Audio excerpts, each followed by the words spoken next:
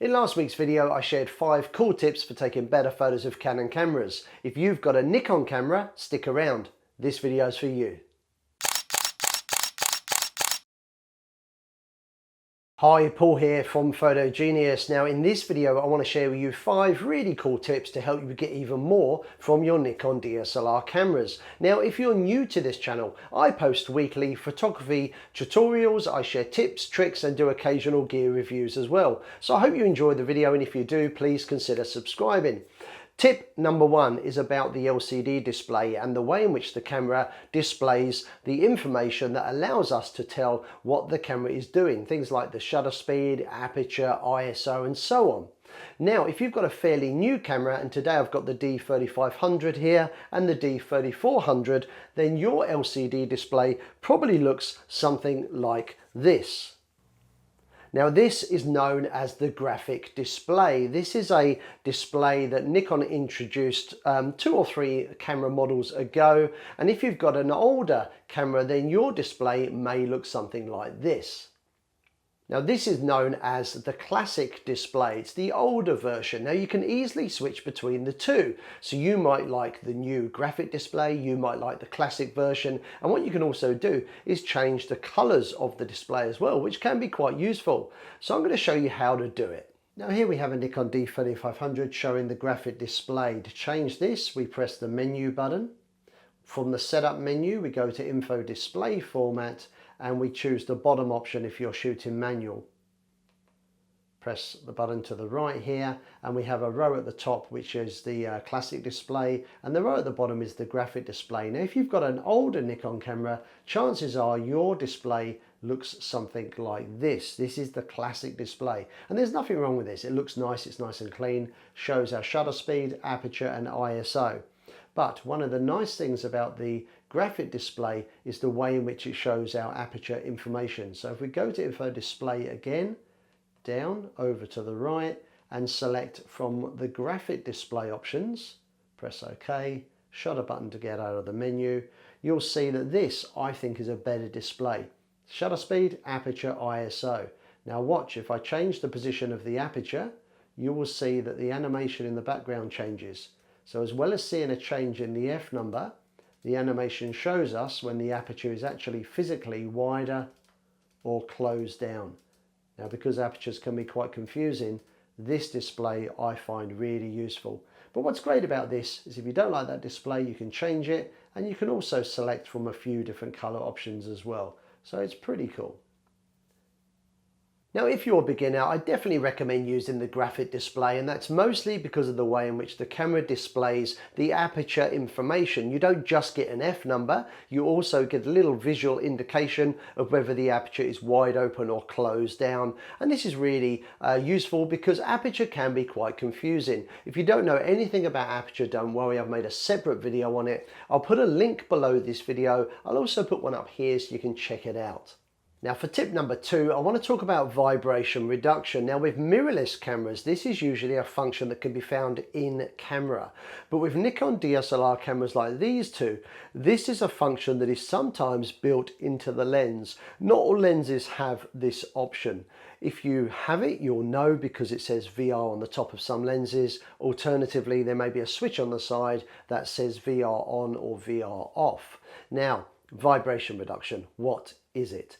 Well, I think the name says it all really. If you're using your camera handheld, there is likely going to be some hand movement. This can sometimes cause blurry photos, particularly if you're using a slower shutter speed. Well, the vibration reduction is very clever. It's built into the lens, and what it's trying to do is stabilize the glass elements with a view to counteracting your hand movements. So this is really, really cool. So obviously we're going to want to take advantage of this. Now by default with these cameras, the VR is turned on. And again, I like it. So generally you want to use it. But there are times when you might want to turn it off. Now why would you turn VR off?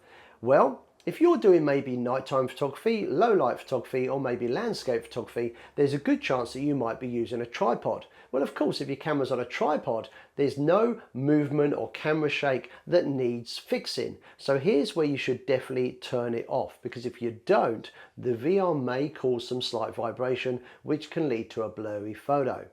Now, if your lens has VR and there's a switch, easy to change, you can just switch it to off, easy.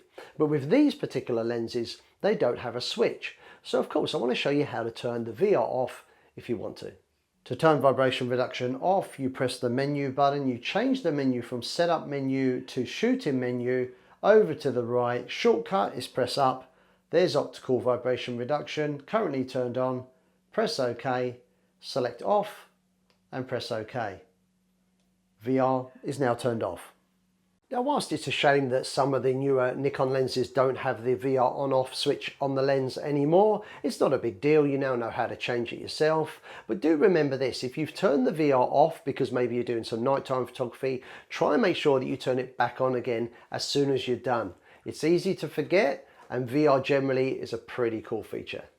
Now for my next tip, I want to talk about flash. These cameras have flash units built into the top of them, and you probably know this already, particularly if you've been shooting in auto, because in auto the flash can pop up quite randomly at times, and to be fair can be quite annoying. After all, we want to be able to choose when or when not to use flash. Now this is another great reason for getting out of auto and exploring the manual modes of your camera. Now this camera is now in the manual mode. Now, that doesn't mean that I can't use flash. If I choose to use flash, I press the flash button on the side of the camera, up pops the flash. If you don't see a button on the side of the camera, check out the back of the camera like on the D3500 here, because sometimes they move the button around. Now, my tip is not how to pop the flash up. My tip is that once the flash is popped up, you can actually control how the flash fires. And there's 3 options to choose from. Now with option number 1, the flash fires at the beginning of the exposure. So the moment you press the shutter button, it's the default mode, and this is generally called fill flash. Now with option number 2, this is red eye reduction. And what happens here is the flash fires a pre-flash. Now that pre-flash makes the pupil of the eye contract and helps reduce red eye. So if you're doing portraits and you want to reduce red eye and you're using flash, select red eye reduction. And option number 3 is rear curtain flash. Now this means that the flash will fire at the end of the exposure, and this can be really useful for effect if maybe you're doing a long exposure. So for example, if you're doing a 1 second exposure, when you press the shutter button, the flash will fire at the end of the 1 second exposure. This is pretty cool. Now let me show you how to change these modes. To change the flash options, we start by popping the flash up, and then you hold down the same button and turn the dial. Fill flash, red eye reduction, slow sync. 3 options to choose from. Easy. So I hope you enjoyed that quick tip, which now gives you more control over your camera's flash. Now for my next tip, number 4, did you know that you can edit images, apply filters, resize, straighten and trim images all in camera using the retouch menu? To edit an image in camera on the Nikon, we start by selecting an image, we then press the I button and you will see the retouch menu appears.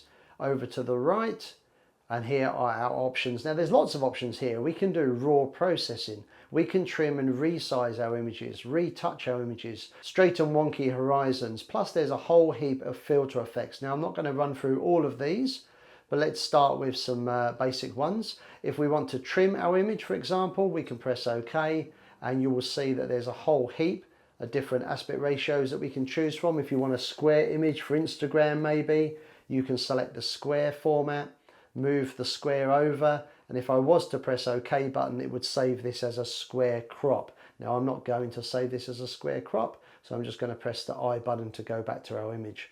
Press the I button again, select retouch. You can resize your image, you can straighten the horizon if it's dodgy, and there's some really cool filter effects. Now I'm going to show you one of these, one of my favorites here, which is selective color. Using this, you can select a color and turn the rest of the image black and white. So what I'm going to do here is I'm going to select the yellow color off of this building here. To lock in the yellow color, I'm going to press the auto exposure lock button, and you'll see that this square has gone yellow, which means I've selected a yellow color. Now I can select a further 3 colors if I want to, but I don't want to. I'm going to press OK to save this, and what you'll see now is because I've selected yellow, the image turns black and white with the exception of anything that is yellow, which is this building here and some of the sand. This is a really fun effect to play around with.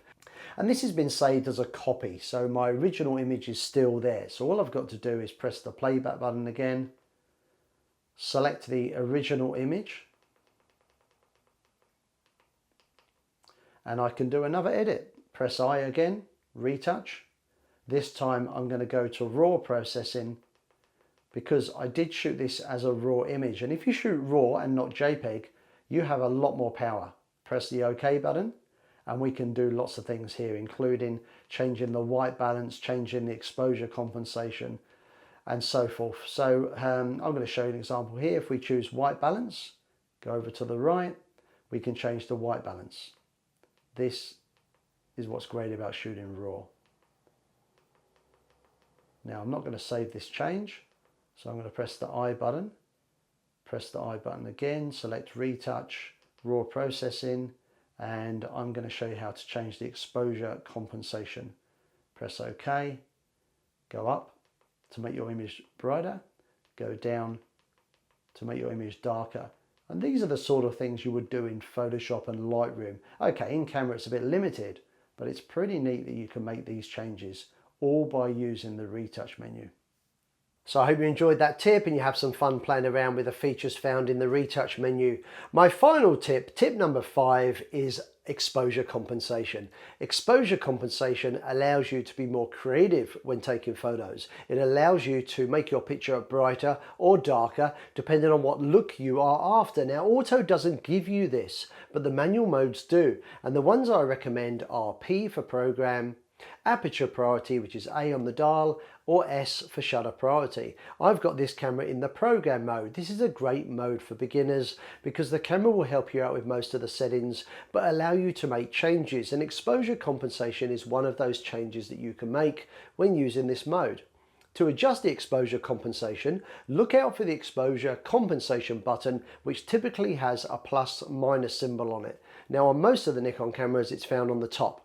All I need to do is hold the exposure compensation button down, turn the dial on the back of the camera, and I can adjust the exposure compensation. A plus number means that I'm able to make my picture brighter.